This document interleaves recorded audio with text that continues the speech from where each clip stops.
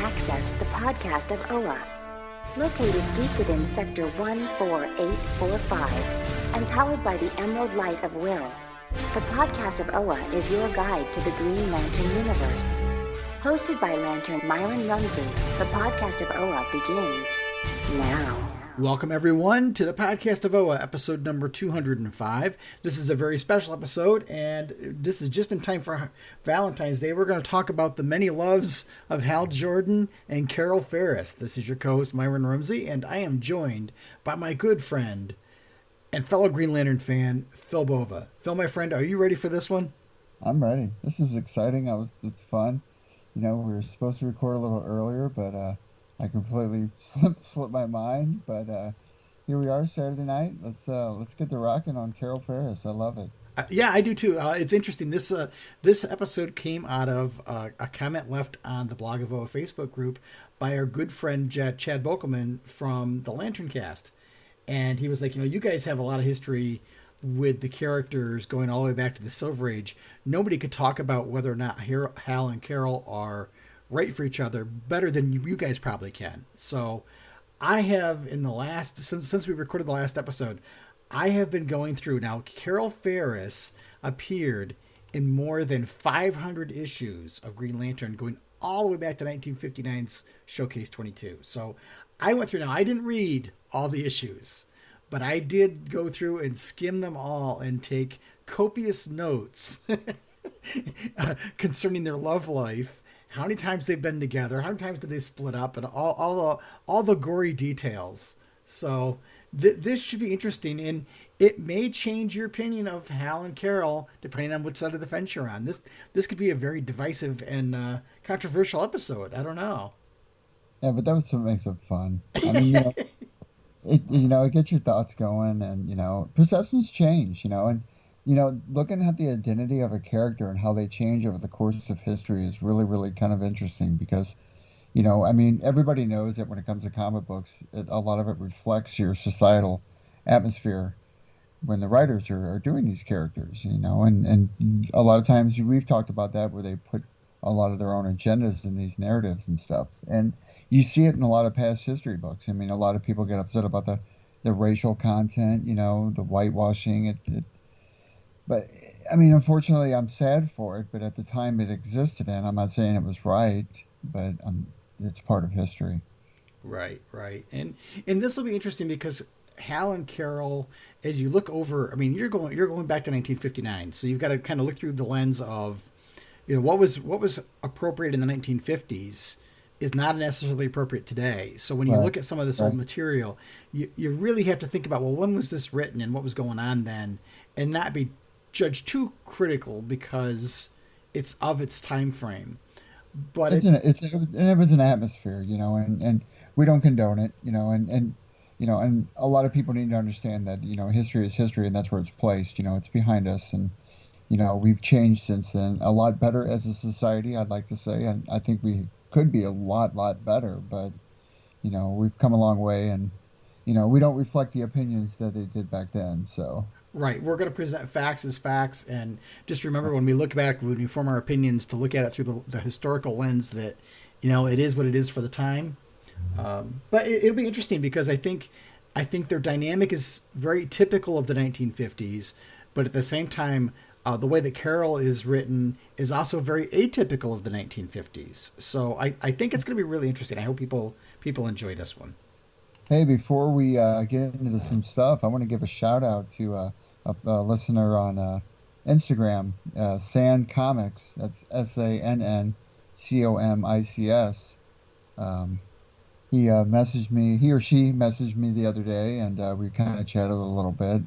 They're from Argentina, which I thought was really, really, really cool. So they're on Instagram, and I hope it's cool that I gave them a shout out. I'm sure he gave us mad props for the podcast. So and it's at Santi Morone. That's SANTIMORONE. I love it when we hear from people from outside of the United States. That's cool.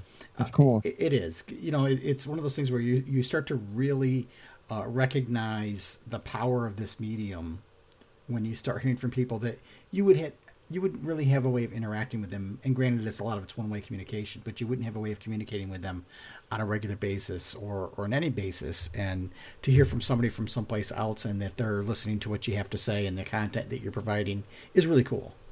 And what really makes it interesting, especially when you're talking about location, is, a lot of this material, being circulated in a repressive government. You don't know what you're coming up against. I seriously doubt we're ever going to hear from a listener in North Korea talking about how great Green Lantern is, because it just probably will never, ever, ever happen. Right, right. But, and these guys are reading this material in different areas around the world, and we don't know. I'm sure they're safe and they're fine, but at the same time, you just don't know. Well, and it's interesting too. And when I've interacted with some of our fans and listeners from around the world, they don't get the books in the same time schedule we do. So sometimes they can, depending on where they are in the world, they could be several years behind. Sure. Yeah. Yeah. I remember we've talked about that before. All right, my friend. Well, before we start talking about Hal and Carol, we usually talk about Green Lantern news. There's really not a lot of news since the last time we recorded, other than the big announcement from DC Comics of their big summer event, Dark Crisis. And it's, stemming out of the whole death of the Justice League. And it's interesting to look at some of the choices that are going on. I mean, this definitely ties into Death of the Justice League. And I imagine by the end of Dark Crisis, we'll have the Justice League back, but that's just my opinion. But the big thing is John Stewart really dead? Because, he's headlining a series right now. So it's kind of interesting to see how that's going to play out. And it was also really interesting to see Hal Jordan feature in a lot of the artwork we've seen so far, some of the covers and so on. I mean, there's a really neat panel where you see Hal interacting with, I think it's Wally and Nightwing, I think, or one of the Robins. I can't remember which. But it's interesting because if you look at the characters that are supposedly, air quote, dead, that leaves Hal as the only original founding member who might still be around. I'm really, I have my reservations about what they're doing publishing wise, But I will say I'm looking forward to this event because it sounds intriguing. I wasn't big into dark metal, and I know this is another part of coming out of that universe. So it's whatever this big, long, extended story arc they've been going with that's leading up to. But I will say I feel like they're capitalizing on the death of the Superman issue that came out in '95. Number 75, Superman 75, and a lot of the even looking at the cover, it mirrors the same the same one they had back then. Only it's death of the Justice League. And while I understand it's a cool jumping off point if they want to do sales, for me I think it's particularly, I don't know, bad taste. And that's just my opinion, I'm not trying to tramp on anybody else, but, that's just my feelings on it. Yeah. It's interesting in thinking a little bit about these events because it almost feels like they've got this leftover material from 5G that never got used, and they're talking all about legacy and some of these new characters, and is this a way for them to utilize some more of that material that they've paid to have created and was already created and never made it to light of day? Is that what some of this is about? Because they keep talking about legacy and so on, and I'm kind of two minds about the whole notion of legacy in comics, but that's not really the point of this episode. Right, another story, another time. Yeah, that's a story for another time. But it'll be interesting. I guess color me morbidly curious at this point. Yeah, I'm the same way. I'll read it because it's going to be cool to see where it goes, and it's got Hal in it, so of course. Yeah. Yeah, and there's some chatter online. Well, they're going to kill Hal off in this one. This is how they're going to get rid of him. I don't think that at all. I think DC learned from their mistake the last time and still realizes that Hal Jordan, despite who's in the comic book right now, Hal is still the face of Green Lantern. You'll still see it in most of the marketing and most of the merchandising right now. And I got news for you. Any fan out there that knows anything about John Stewart or Green Lantern, and this is coming from a really not a huge John Stewart fan, if they even did kill him off, you can be rest assured that he will not be gone long, because there is no way on any logical explanation point that they would ever kill off and keep away John Stewart. That's all I'm saying. Yeah. It's not going to happen. It's not going to happen, yeah. He's their key player right now, and he's one of the diverse characters for this generation. So keep that in mind. He won't stay away long. Right. There was that whole thing a while ago where they were going to kill Jon Stewart off, but I don't think in 2022 that's going to happen. No. That's not gonna happen at all, people. Right. So I think you're pretty safe. I mean, if anybody has to worry, it would be people like Hal Jordan, or Kyle Rayner, who always seems to be on the chopping block, whether depending on when the wind blows or not, and Guy Gardner, who's never around. But yeah. Anyway, no. It won't be Hal either because, like I said, he's the face of the franchise still to this day. DC may learn from their mistake the last time they did that. I worry more about the Kyle Rayners and the guy. I don't worry about Guy Gardner either because Guy's going to be in the HBO Max series. So the only ones if I have concerns for any, it's Kyle. But and we do know that back when DC was doing Green Lantern Rebirth, Jeff Johns was given the option of killing off Kyle, and he chose not to.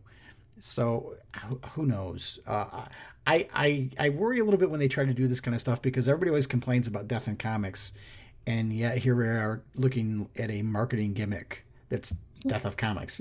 So everybody knows these characters are never gone. I mean, it's much the same as you and I railing on the fact that we haven't seen Hal Jordan in forever. It feels like, or a good story about Hal Jordan in a while, just a pop up here and there, but.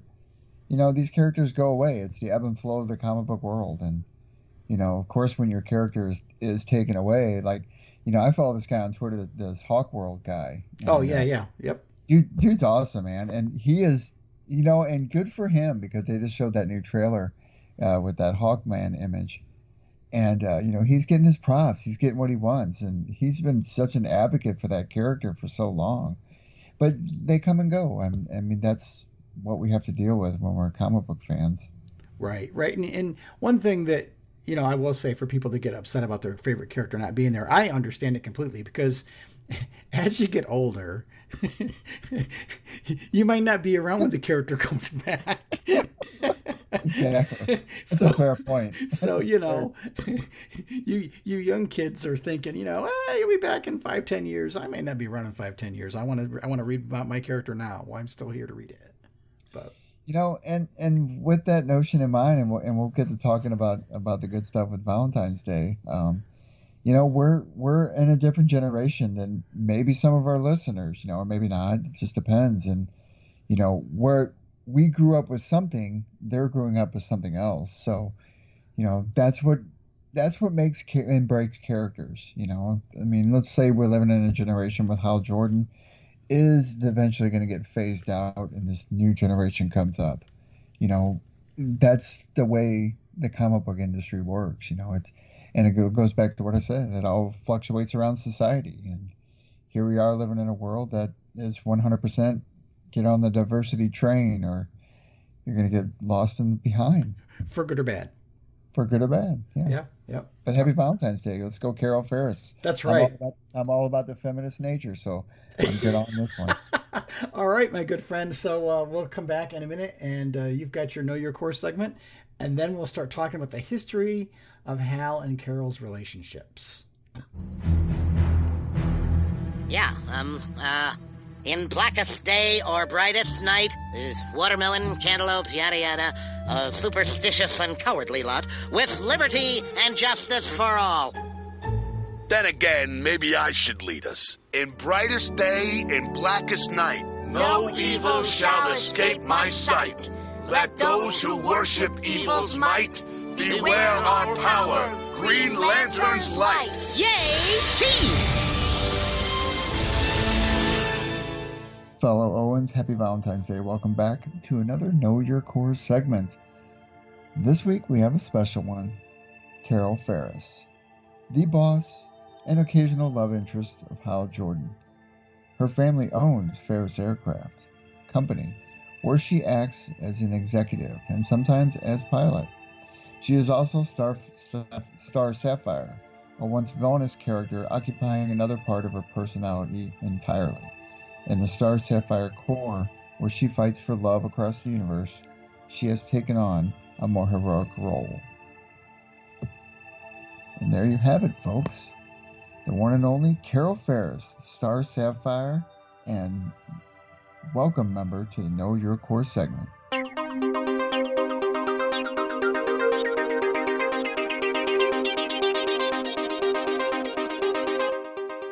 All right, fellow Owens, we are back, and we are ready to talk about the many loves of Hal Jordan and Carol Ferris.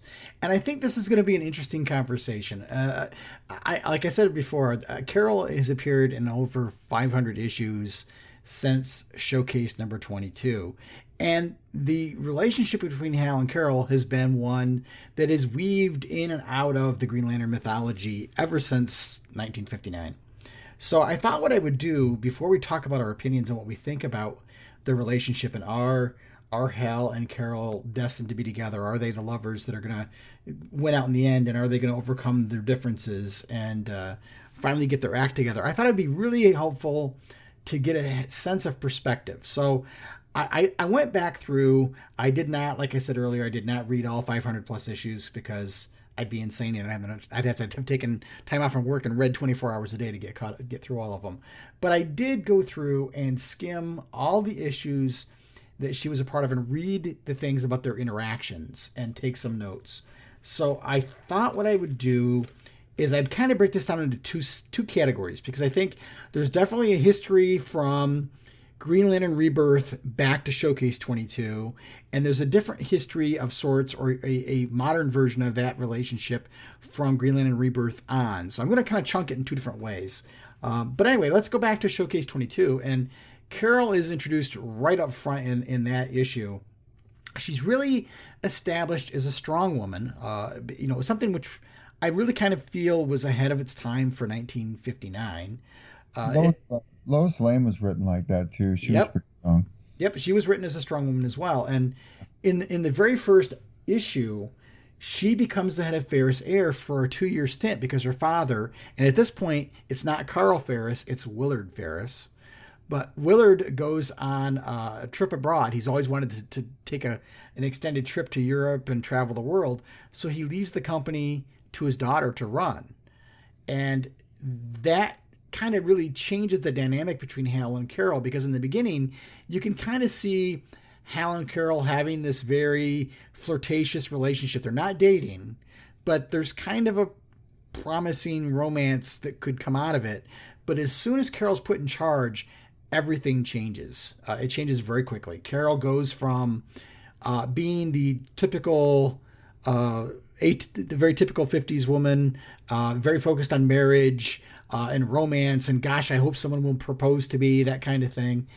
And she almost, I want to say she almost becomes kind of stuck up because she thinks she's too good for Hal. At one point, there's a sequence where she's going to a celebrity ball and she says, Hal, you couldn't possibly be there. She kind of puts him down a little bit. And Hal, at the same time, kind of engages in what we would be considering today kind of some inappropriate advances to try to convince Carol to break her own rules. He comes on pretty strong.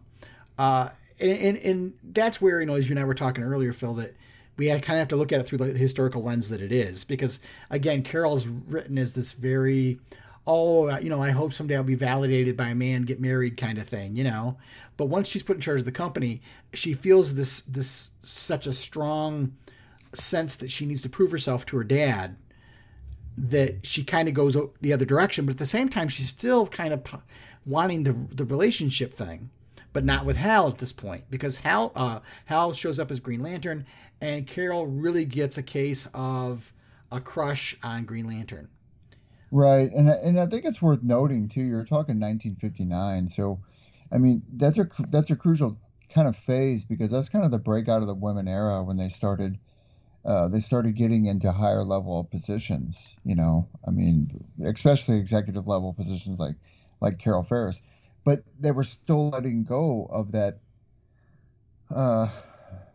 babe in the woods kind of prototype that revolved around them as being females, and Yep. being sexualized by the male being the prominent figure. Mm-hmm. And you can see that in a lot in this writing. You can see that in Showcase a lot. Sure. And she kind of has an attraction. She reveals an attraction to Green Lantern to Hal, but Green Lantern showing up kind of really takes that off on the side burner. But Carol, through thought balloons, reveals that she actually is attracted to Hal. She saw herself being with Hal, but now that Green Lantern is there, there's nothing better than that at this point. And at one point, Hal and Carol are out on not Hal and Carol, but Green Lantern and Carol. I got to be careful to make the distinction. Green Lantern and Carol are out together, and they share a kiss. And that's on the cover of Showcase 22, you see the yellow missile. Well, that's the moment at which the yellow missile is falling from the sky, and Green Lantern sees it while they're kissing. And so Carol gets ticked off at him because if he'd been more into it, he would have had his eyes closed. So maybe it was his spidey sense. So she kind of becomes jealous of Green Lantern and his new celebrity status, and so she kind of thaws a little bit to Hal. So she's a woman who's very torn in two different directions, and she actually tells Hal, I think in Showcase 23 is when this happens, that she cut it off with Hal because she couldn't risk falling more madly in love with Hal than she already is, and that she's completely upended emotionally with the dual love interests. So it kind of throws her off in two different directions. Now, by Showcase 24, she is completely convinced she's going to marry Green Lantern. And she's even gotten Willard's approval. Like, she calls her father in Europe and gets his approval to marry Green Lantern, even though they're really not even seriously dating. But again, that's kind of that whole, we're going to get married but not really have an established relationship. It's all about getting married. That seemed to be the focus back then. And at the same time, Green Lantern's emerging responsibilities as a Green Lantern continue to get in the way of his romantic life. So he's constantly being pulled away. And anytime that Green Lantern and Carol get together, like on a date or what have you, something comes up and Hal has got to go take care of it as Green Lantern. So she eventually starts to connect subconsciously that she's never seen Hal and Green Lantern together. And at one point, she comes right out in Showcase 24 and point blank asks Hal if he's Green Lantern, which I thought was pretty funny. Yeah. So finally, that was the end of the first three. That was in 3 issues. That was in Showcase 22, 23, and 24. Finally, a few months go by and Green Lantern gets his own series. And when it becomes a standalone title, the whole love triangle thing that kind of was a center point. I mean, surprised at how much romance there was in those 3 Showcase issues. Carol seems to be completely in the Green Lantern camp at this point and is kind of, Hal's pushed way back to the back. But the entire love triangle takes a back seat, and the series starts to focus more on action and establishing the mythology and so on. And by the 3rd issue, Hal is completely in the friend zone. I mean, he and Carol will go out socially, but not romantically. So what year are we talking when this was happening? This is 1960. Yeah. So now you and I are familiar with Sadie Hawkins' Day, correct? February 29th.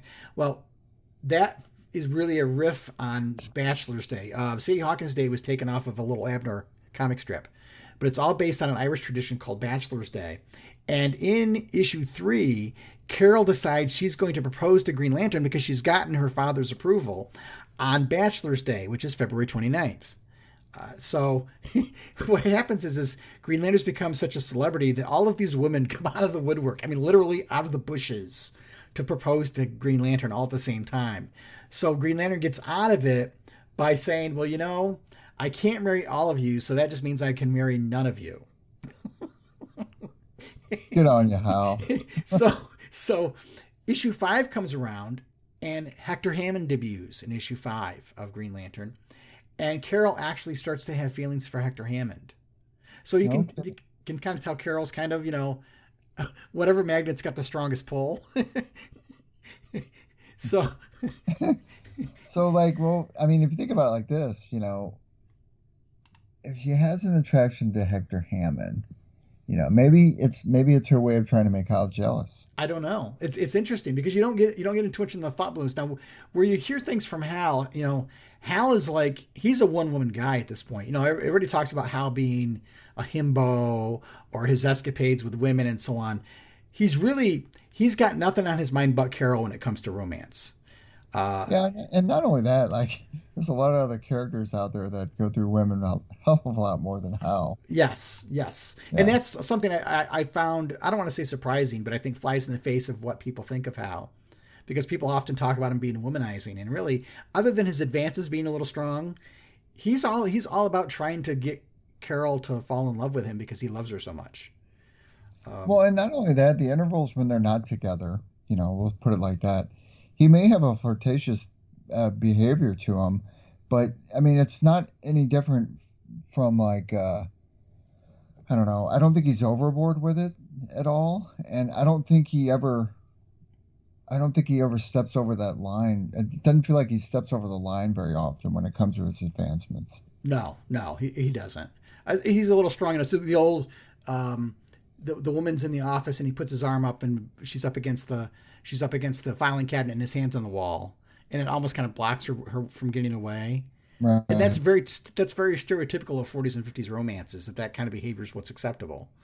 Sure. Not today for sure, but back in the day, I was gonna say, like even like the banter of flirtatious behaviors is becoming such a taboo now. It's like, Oh yeah. it's a hypersensitive world. So and I get it. I mean, we pushed ourselves to be here, and it's something that this society probably needs to go through, like it or not. But looking back at these comics back in that time frame, I mean, I'm not saying it was acceptable behavior. That's the behavior that occurred, and that's the world that they lived in, that it contained. I mean, that's all there is to say about it. Mm-hmm. So between issues 6 and 16, Carol really doesn't appear a whole lot. She appears in a panel or two here or there. More emphasis is put on establishing Hal's relationship to Tom Kalmaku and establishing the Jordan brothers. Carol still kind of pines for Green Lantern and goes on a few casual dates. Like, they're not dating. They're just, hey, you want to go to the movies? You want to go to this? Whatever. But there's nothing romantic involved in it. It's more like two friends going out. But Carol seems to suddenly be in this big rush to get married, and then it slows down, and because she's kind of relegated to the background, and it kind of allows their relationship. They actually get to know each other more as people because there's not this pressure to get married. There's not this romantic pressure. Neither side is pushing the other, that kind of thing. Issue 16 comes along, and that's when Star Sapphire debuts. And what happens is the Zamorans chose Carol as their new queen because she looks like the old queen. And I guess maybe it was easier. They didn't have to reprint their money. Who knows? But they choose to give her the power of the Zamorans, but they're upset with the fact that she has these feelings for Green Lantern. So they basically push her, like they take over her mind mentally to force her to battle Green Lantern, because once Carol sees that she can beat Green Lantern and is more powerful, that'll dissuade her in her feelings because women are stronger. That was kind of the whole crux of it. There's a lot of fights back and forth. Hal always wins. Carol doesn't remember what happens. Those kind of things. Up to issue 21, Carl Ferris, he's now Carl now, returns, and he had some interactions with Hal over in Europe that also involved Green Lantern. And he is convinced that Hal and Green Lantern are the same person. So, on a side note, where we're talking here, so a little historical point we can add in is the cover price for this book would have been 12 cents. Yeah. Right? Looking at how much that's worth now with the first appearance of Star Sapphire. Now, it's also worth noting with these books, there was a stamp that was on these. It was called the Comic Code Authority during that time frame, which meant that they were under a strict supervisory rule when it came to their editorials. So a lot of it hinged on what they could and couldn't show, promote, whatever the case may be. And I think that's worth mentioning, especially during the time frame we're talking, because we're going back to many years before a lot of our listeners, I'm sure. Right. Yeah, I mean, issue 21 would have been, I think, 1962, maybe. Yeah. That's before my time. Yep. Well, before mine. But before, once Carol hears her father say that, well, I had this happened, and I am like 99.9% sure that Hal is Green Lantern, Carol suddenly is like, well, wow, if I propose to Hal, I'll get them both.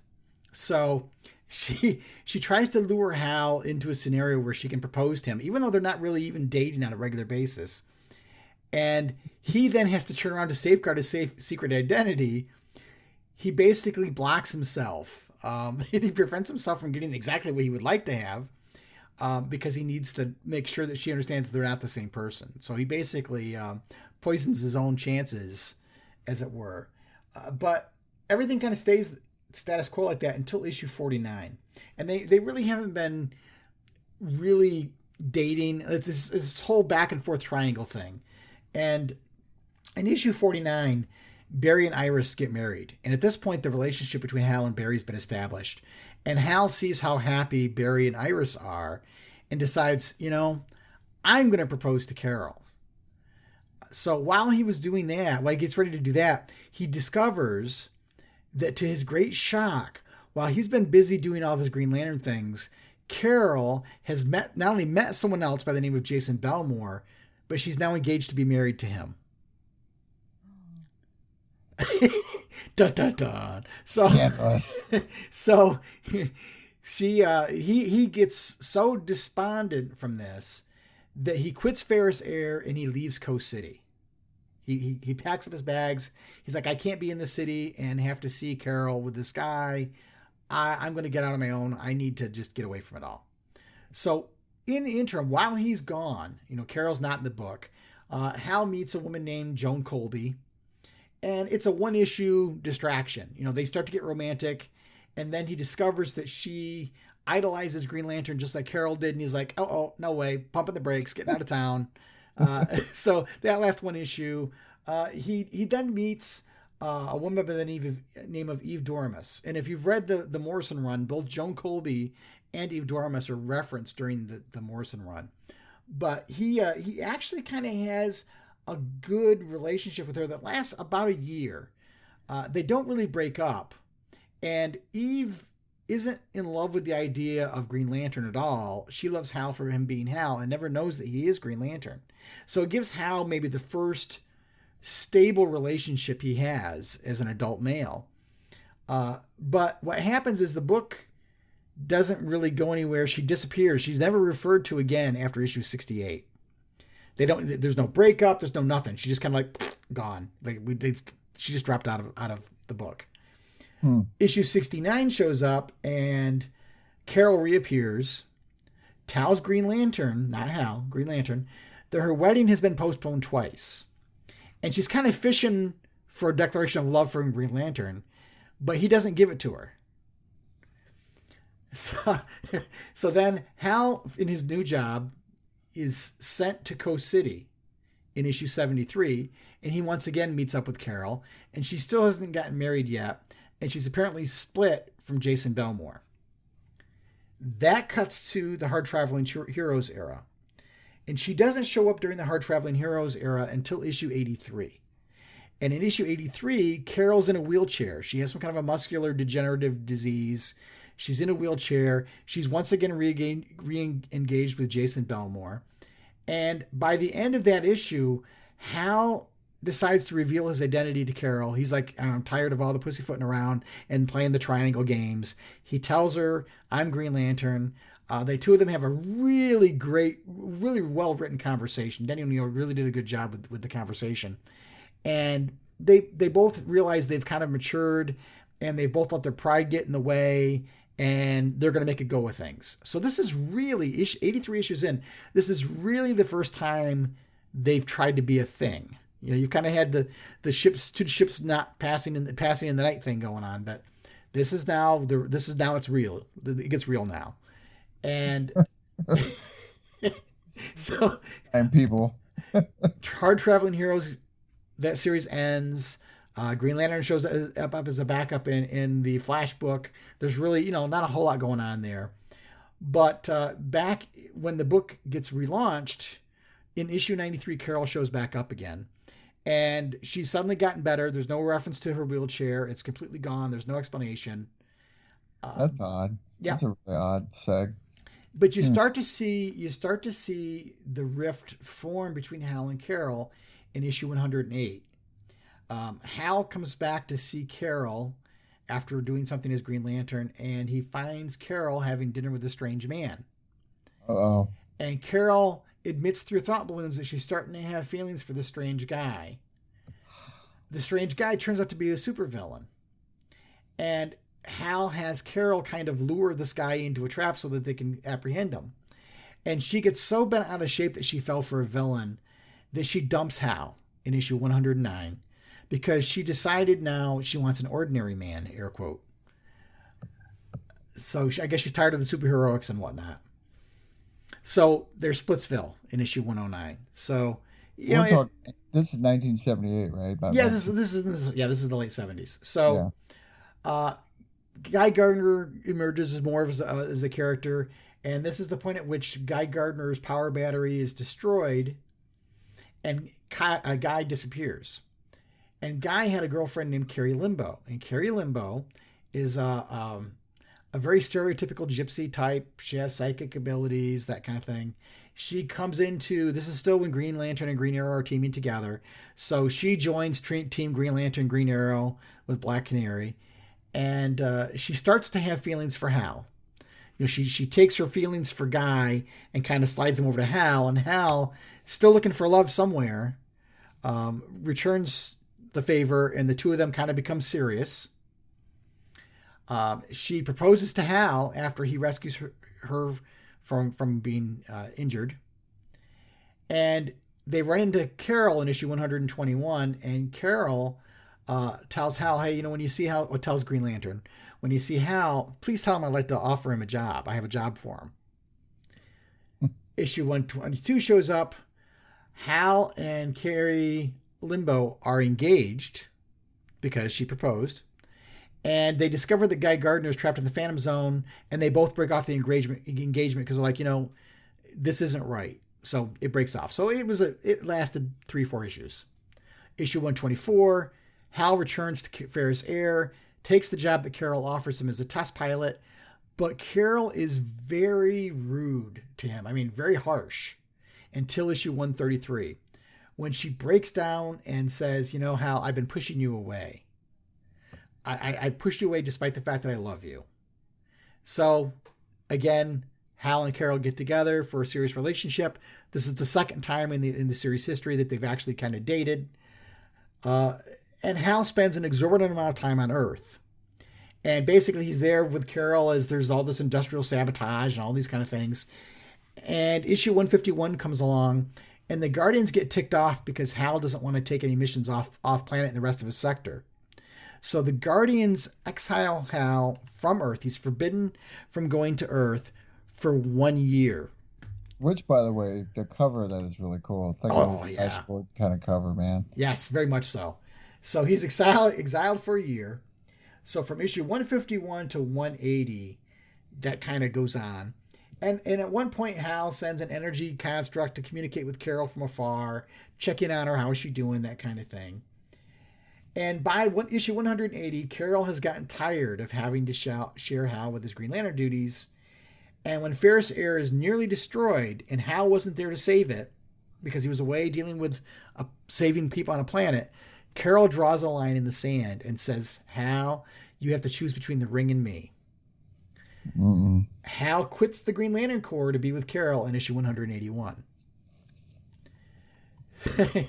So, issue 191 comes, and this is when we start to see, this is the Steve Englehart run, and we start to see the Predator show up. And Steve Englehart chooses to make Predator part of Carol's personality, and this is how Carol's kind of dealing with her dual responsibilities. And when they merge together, this is when Carol Ferris goes full on Star Sapphire. It isn't, she's crazy. This is when she kills Kat Matui. She becomes full on villain. So there's no real Carol Ferris. Carol Ferris kind of disappears, and Star Sapphire is a full-time villain at that point. This is when Aricia ages herself, and she and Hal begin a relationship in issue 206. And that lasts for a little while, but after they canceled the Green Lantern series, they wanted something to help anchor Action Comics Weekly. So they canceled the Green Lantern series and put Hal as one of the characters in Action Comics Weekly. And during that series, they ended the Hal Aricia relationship because a lot of people didn't really buy into the idea that Arisha is an alien. She might mature differently.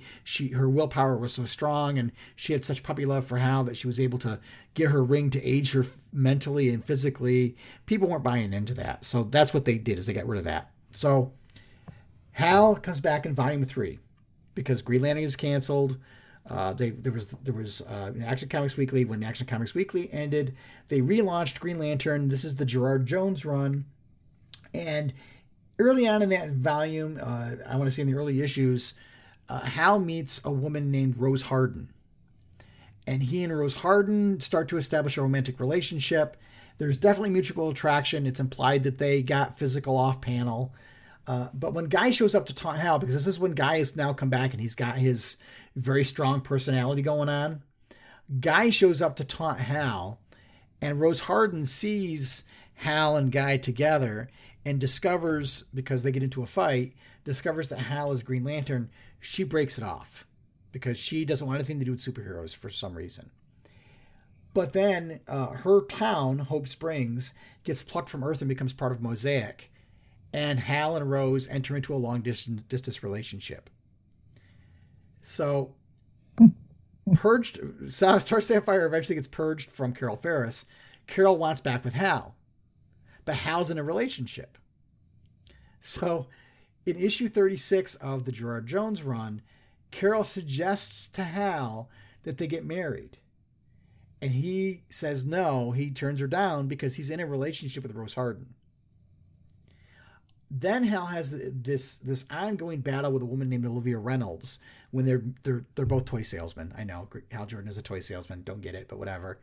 And he and Olivia Reynolds get linked together mentally, and that kind of destroys the relationship with Rose Harden, and Rose goes on to have a relationship with John Stewart.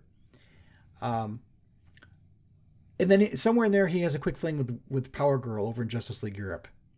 At the same time, all that happens. Completely out of things. Then Emerald Twilight happens, and things go down. I mean, right before Emerald Twilight, there's a whole that last issue before Emerald Twilight hits. There's a whole story with Carol and her father goes off on her about the fact that he really always wanted a son. You discover that Carol's mother's really still alive. Carol and her mom get together at the end, and she tells Hal, we're done. Then Emerald Twilight happens. So you have some the straw that broke the camel's back. Yeah, there was no going back from that, And then Hal dies and becomes the Spectre, and he visits Carol a couple times, and they have conversations, and he tries to help get rid of the Star Sapphire from Carol and that kind of stuff. So in the time from Parallax to Rebirth, Carol does get married to a guy named Gil Johns. So that brings us up to post-Rebirth. And here the dynamic really kind of changes. Jeff Johns kind of establishes Hal as a bit of a ladies' man. You see in the beginning of Volume 4, Carol's married, so Hal's untied to anything. Hal's happy to be back amongst the living, so he's really enjoying life.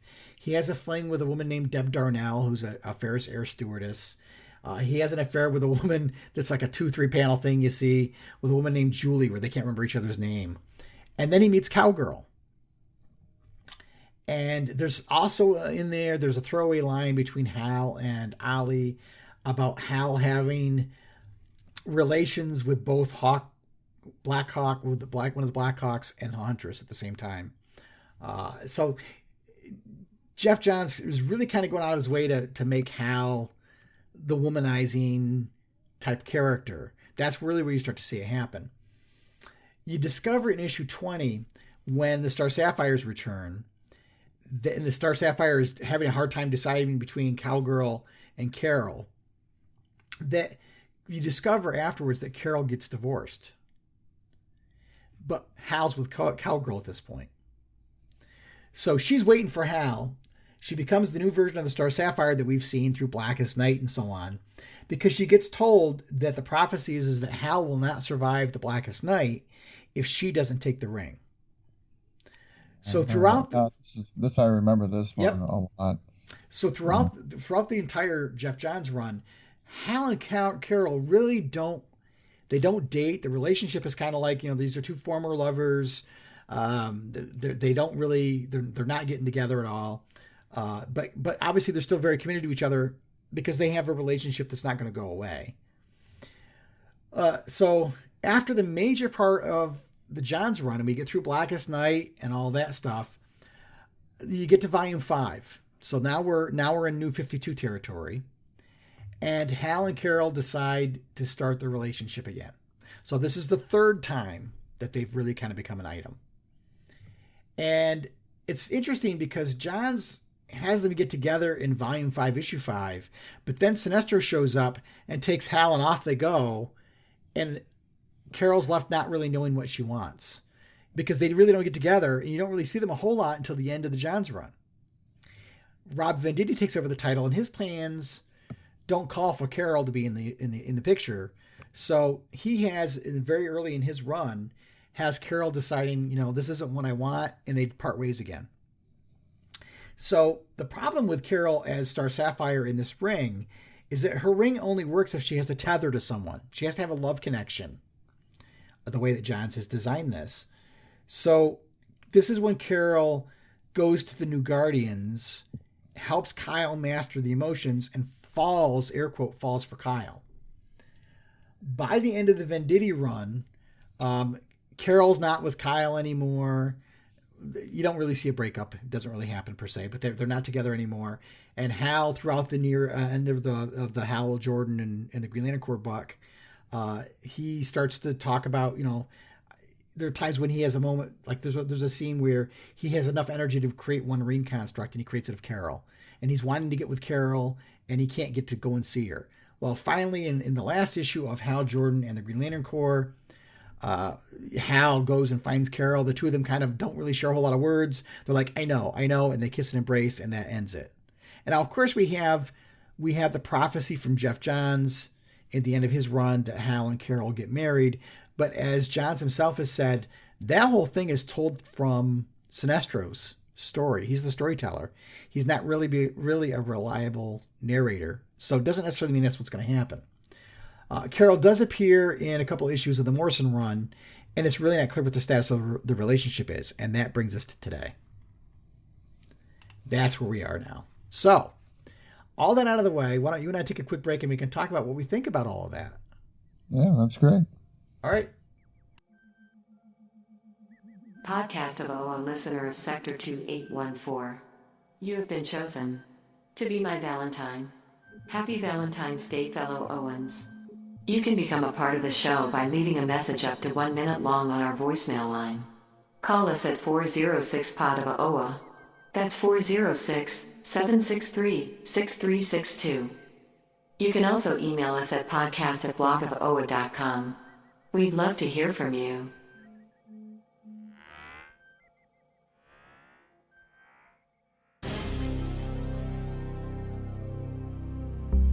This is Salak, Green Lantern of Sector 1418, and you are receiving the podcast of OA. The podcast of OA.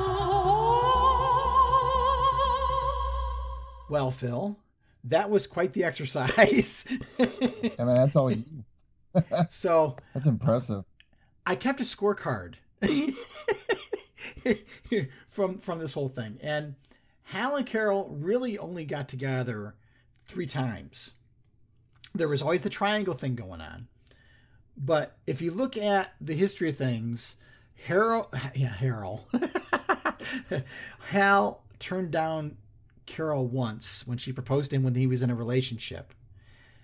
Carol didn't really break up with Hal in issue 49. They weren't really dating. She just got engaged to somebody else. So of that, really, and one time they got broke up because she went full on evil. So Carol rejected Hal 3 times. She broke up with Hal 3 times, all 3 times. Hal has only really had relationships with Joan Colby, Eve Doremus, Carrie Limbo. There's also, there was that whole thing when Hal was Paul Manning and he met up with a girl named Ione, but I don't really count that because he didn't have memories when he went back and forth. But anyway, so Joan Colby, Eve Doremus, Carrie Limbo, Aricia, Rose Harden, Olivia Reynolds, kind of, sort of, they didn't really date.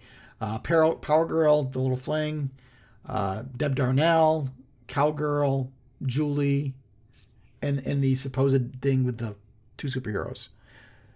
So I don't see the whole Hal's a womanizer from that perspective. I mean, if you go back to the 50s and look at some of the behavior, it was for typical 50s. So I'm not going to hold that against the character. So But you're talking about 63 years. How many partners is that? a handful. I mean, by some, I don't know. I don't want to tread on anybody here, but by some standards that would be average. By some that would be like, man, I wish you'd have gotten more. I mean, by some that would be pathetic. I don't know where the barometer's at, but I don't think that constitutes any kind of tag that says you're over sexualizing male ego. I mean, I don't draw that. I think there's definitely cases where some writers like to play that up. It's interesting though when you go back and look at the Silver Age, Hal is very dedicated to Carol throughout the Silver Age. He doesn't, he only seeks other arms when Carol has, called it off and gotten engaged to somebody else. And Carol comes off a little wishy-washy because she kind of, whatever's got the strongest magnet pull is where she goes. She's like, oh, I love you. And then, oh, this guy's really interesting.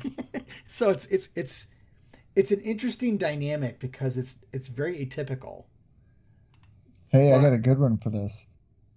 The grass is always greener on the other side. Kudos to you, my friend. Happy Valentine's Day, peeps. So I'm gonna. That is too good. So I'm gonna ask you, what's your overall perspective? Well, I mean, there's a lot to decompress there, and also you got to keep in mind there's a lot of different writers that are encapsulated in that time frame. So, some writers may not write her, or some may not like her, some may not acknowledge her. I mean, there's just so much. But if you take it for its linear, the linear way you put it, it's not even a tumultuous relationship per se. It's not a relationship of opportunity. It doesn't seem like it ever fits in any kind of exact time for them to be able to fully develop as a couple.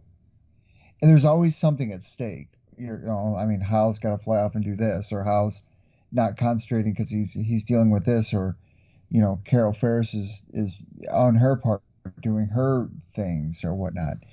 And a lot of what takes a relationship to develop is having opportunity.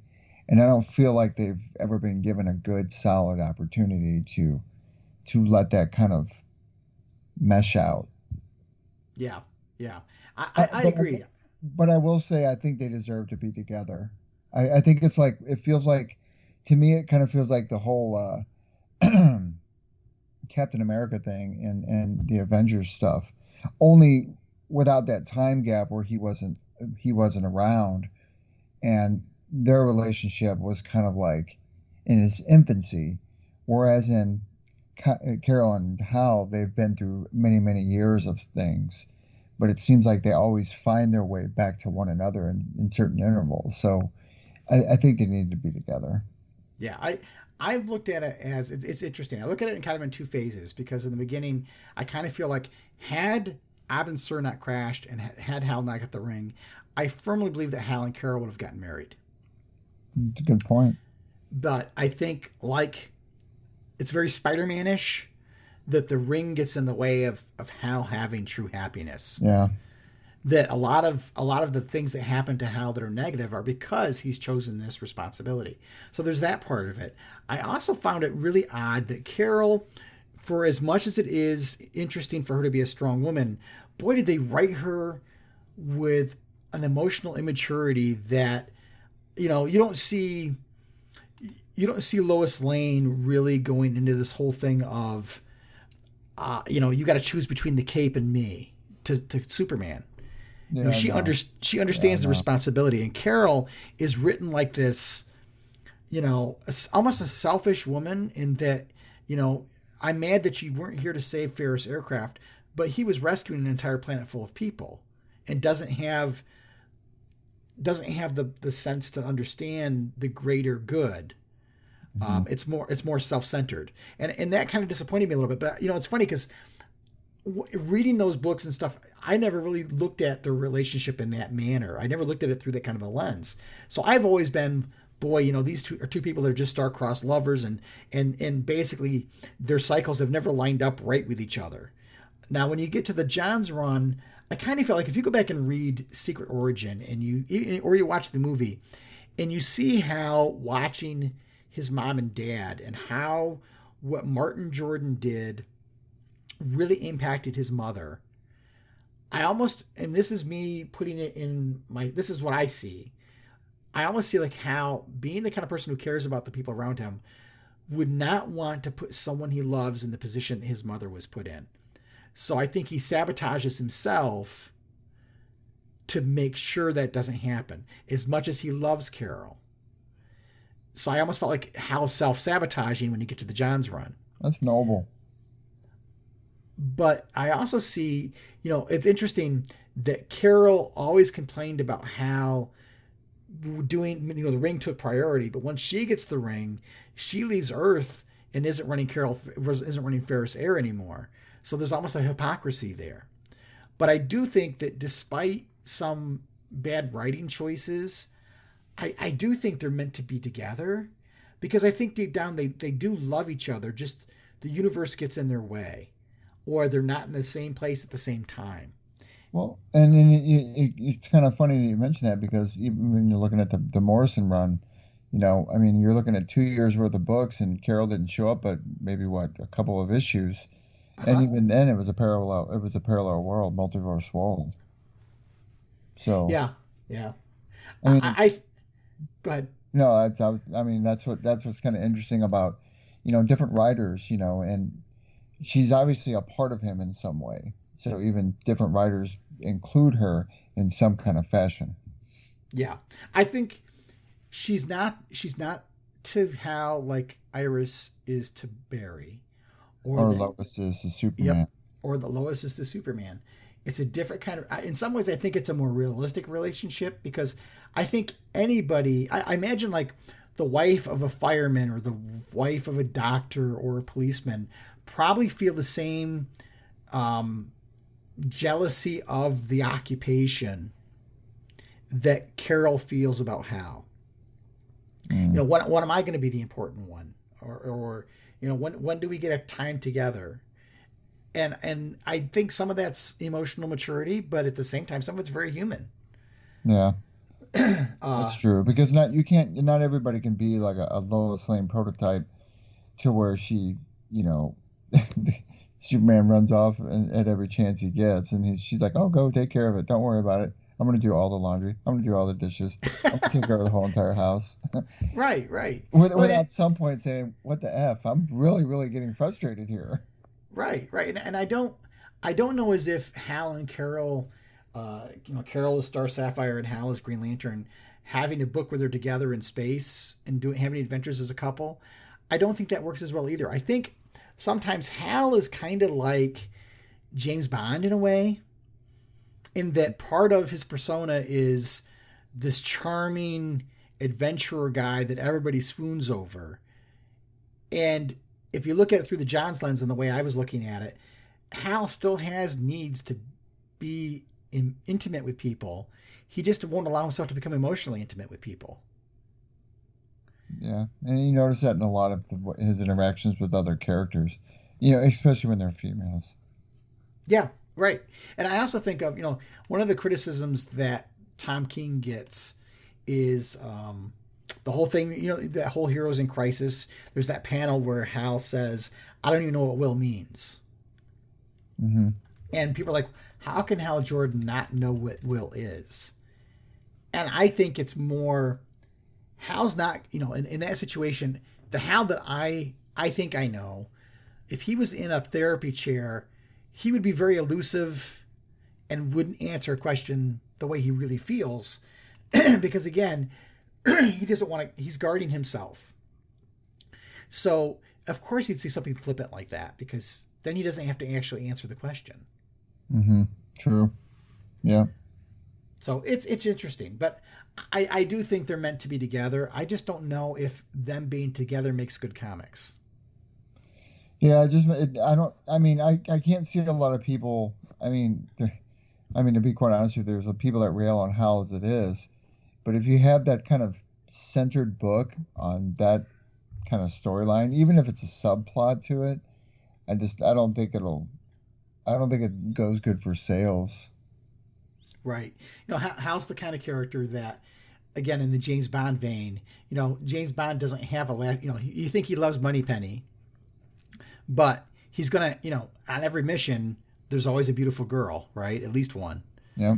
And I think Hal is the same way, that he works best when he's in that mode, that he's the charming guy that's going to, the women are going to fall over and they're going to try to seduce him. And I just, that's what I see is he's a space cowboy James Bond. And that works best for the comic storytelling, despite the fact that I would love for Hal and Carol to have a happy ever after, but I don't see it ever happening. I wonder if she's going to show up in Dark Crisis at all. I don't know. I almost feel like you're not going to get that kind of emotional exploration in anything but a book that they're in together. But I also don't know how much interest there is in actually seeing that. I think it's the thing with Hal and Carol is it's all about the having and all about the wanting, not the having. Mm.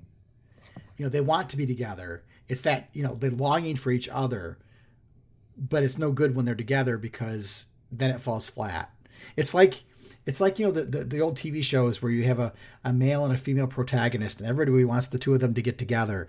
And there's this heat between the two characters as they go back and forth, and there's that sizzle. But once they get together, the sizzle fizzles. Mm. And I think it's the same way. Yeah, that's true. Good point. All right, my friend. Well, this wraps up another episode. Glad to have this conversation. Was this interesting? Was this an interesting exercise for you? Yeah, it really was because I knew about Carol Ferris, but I didn't. You brought in different data into it that I didn't know. We got to follow this timeline of events and kind of just get a scathe over on how their relationship has came and weaved through the course of time since they've been written. And it's really, really interesting because it doesn't really reflect what a lot of the people's perception is of them as a couple, let alone of them as individual characters. Yeah, I think there's this romantic notion we have of what it's like, but it's not really what we thought it was. No. At least when you look at it through the lens. And when I took my notes, I was trying to make sure I was being as factual as I could be without letting my own opinions. Because as I was reading, I was like, wow, she's really being a B-word to him. or wow, what a cheap thing to try to lure him into getting married when he's in a relationship. What a crappy thing to do. So I almost started to feel anti-Carol there for a while. Because I was like, man, he gives up his ring for her and then she ditches him anyway. He gave up what gave him purpose and suddenly that's not good enough. And to be square about that, if Hal were to do it, he'd be a pig. Right. Right. And there is that. And I'm not saying that to be a jerk. That's how that culture. That's the culture. It's one of many double standards we have. Yeah. Right. We have them, and it's okay to have them. No, it's not okay to have them. But, if you have them, that's your prerogative. Let's put it that way. Yeah. So I thought it was an interesting exercise. I thought it was a very daunting task when I got started, and then I was like, okay, every night I'm going to spend from dinner to bed going through and just making notes. What happened? Just very matter of factly, like a news reporter kind of thing. But I had a hard time as I was going it because I really started to feel like, wow, she doesn't deserve him. That was the way I started to feel. And then I was like, man, but if he'd just get his act together and she could get her act together, it would work. But again, I think it's not necessarily good storytelling. Right. It's what you want for your friends, but not the people you watch on TV. and you got to ask yourself too, is how many people are really interested in wanting to watch or to read it. you know. Right. That's why, for so long, Lois and Clark didn't get married. It was the sizzle of the relationship, and they didn't want to do them being married because, like, well, then what do we do? Where's the heat? Mm-hmm. But so it was a fun exercise. I liked it, and it was just a fun episode to do because it doesn't take off. It kind of takes away from the comics a little bit, and it takes on a new kind of deep dive into a different type of character than we would have talked about. Yeah. Yep.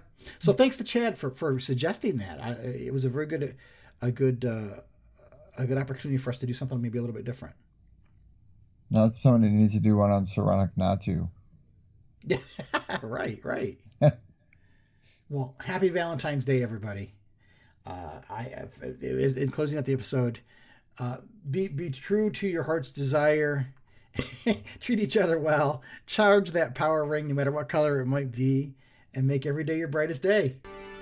The Podcast of OA is the official podcast of the blog of OA and a proud member of the Comics Podcast Network. Share your comments and questions by calling the show's voicemail line at 406-POD-OA. That's 406-763-6362. You can send your emails to podcast@blogofoa.com. You can also find the Blog of OA and the Podcast of OA on Twitter and Facebook. Green Lantern and other related characters are the copyrighted property of DC Comics Incorporated and are used without permission. The Blog of OA and the Podcast of OA are fan productions and do not claim any ownership over the Green Lantern or any other copyrighted properties.